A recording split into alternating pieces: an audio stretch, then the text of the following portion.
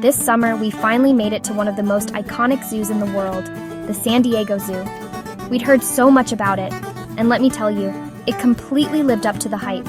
It was a warm, sunny day, absolutely perfect for walking around and meeting some of the most amazing animals. We grabbed our map and eagerly started our adventure. One thing that immediately stood out to us was just how lush and beautiful the zoo is. It honestly feels more like a botanical garden mixed with a wildlife sanctuary. Everywhere you turn, there's greenery, flowers, and winding paths. It's so peaceful. We got to see lions lounging in the sun, elephants casually tossing dirt on themselves to stay cool, and even some sleepy koalas doing what koalas do best: napping. But one of the highlights of the day was seeing the newborn giraffe. It was only a few weeks old when we visited, and it was the cutest thing ever. Still learning to walk properly, staying super close to its mom, and just melting everyone's heart. You could tell it was a big deal. There were crowds gathered just to get a glimpse, and honestly, we didn't blame them. And of course, we couldn't miss the pandas. This part of the zoo has such a calm, serene vibe. It's shady, quiet, and just magical watching them do their thing.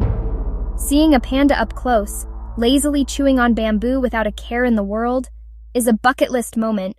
They're just as adorable as you'd imagine. What immediately strikes you about the San Diego Zoo isn't just the animals, but the place itself. Its design is a work of genius. The entire park is masterfully built into the natural contours of Balboa Park's canyons. This isn't your typical flat, grid-like zoo. Instead, you have these incredible winding elevated paths and bridges that crisscross the landscape. From up high, you get these breathtaking panoramic views, looking down into lush green valleys teeming with life. It feels less like you're observing enclosures, and more like you're peering into a series of distinct, hidden worlds. The verticality adds a whole dimension to the experience, making the park feel vast and full of secrets. And because of this canyon setting, you get these wonderful shady trails. The zoo is actually an accredited botanical garden, home to more than 700,000 exotic plants. You can feel that everywhere you go. Towering trees form a dense canopy overhead, and the air is filled with the scent of tropical flowers. Even on a classic hot Southern California day, you can find these pockets of coolness, with gentle breezes funneling through the canyons. The dappled sunlight filtering through the leaves creates this magical, almost jungle-like atmosphere. It's a sensory experience that completely transports you. We ended up walking for miles, but it never felt like a chore. The layout is intentionally designed to encourage wandering and discovery. It's not a simple loop. It's a web of interconnected paths, each promising a new adventure. You'll be heading towards the gorillas and suddenly stumble upon a tranquil koi pond, or take a detour that leads you to a stunning aviary you didn't even know was there. Every turn reveals a new vista, a different habitat, or a unique garden. This element of surprise is what makes exploring so rewarding. It's a great tip for any visitor. While a map is helpful for hitting your must-see animals, the real magic lies in letting yourself get a little lost on the side paths. Of course, if your feet do need a break, there's the Skyfari. We decided to take the aerial tram across the park, and it was one of the best decisions we made. It's so much more than just a mode of transport. As you glide silently over the treetops, you get a true bird's-eye view of the zoo's immense scale and clever design. You can see how the different habitats connect, spot animals from a totally unique perspective, and appreciate the sheer beauty of the canyon landscape. It's a fantastic way to get the lay of the land when you first arrive, or as we did, use it as a relaxing ride back to the entrance at the end of the day. It's a peaceful, scenic journey that lets you soak it all in one last time. Quick fun fact: the San Diego Zoo was actually founded in 1916, so it's been around for over 100 years.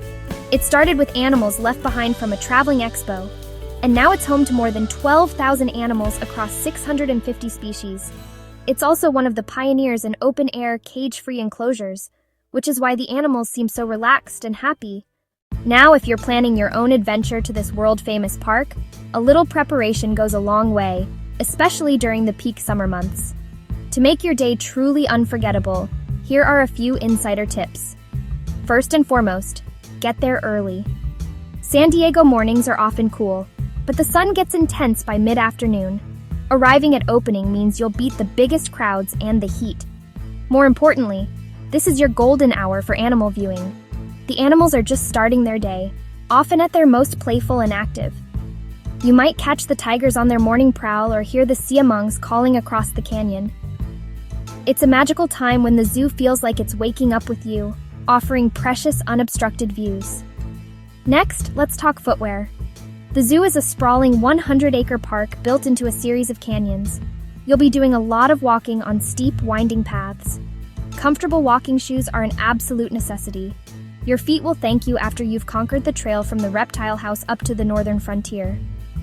With so much ground to cover, having a loose plan is key. A great strategy is to take the 35-minute guided bus tour first. It gives you a fantastic overview and helps you get your bearings. Then use the Skyfari aerial tram. It's not just a shortcut that saves your legs from a steep canyon climb. It offers breathtaking panoramic views of the park.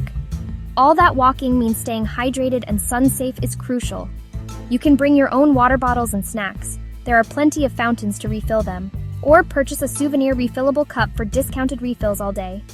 Don't forget to pack sunblock, sunglasses, and a hat. The shade can be sparse on some of the open-air mesas. Finally, download the San Diego Zoo app. Its GPS-enabled map is a lifesaver, but its real value is the up-to-the-minute schedule. Use it to find keeper talks. These are fantastic opportunities to see animal feedings and learn incredible facts directly from the experts who care for them. Planning your day around a few of these talks can transform a great visit into an extraordinary one. As the afternoon sun began its slow descent, casting long shadows across the pathways, a satisfying weariness settled in. You know that feeling? The good kind of tired, where your feet ache from miles of exploration, but your mind is buzzing. We found a quiet bench, the warm golden light filtering through the trees, and just took a moment to breathe it all in. The cacophony of the midday crowds had softened to a gentle hum, punctuated by the distant call of a peacock. It's a park that demands your energy, but rewards you tenfold with moments of pure wonder.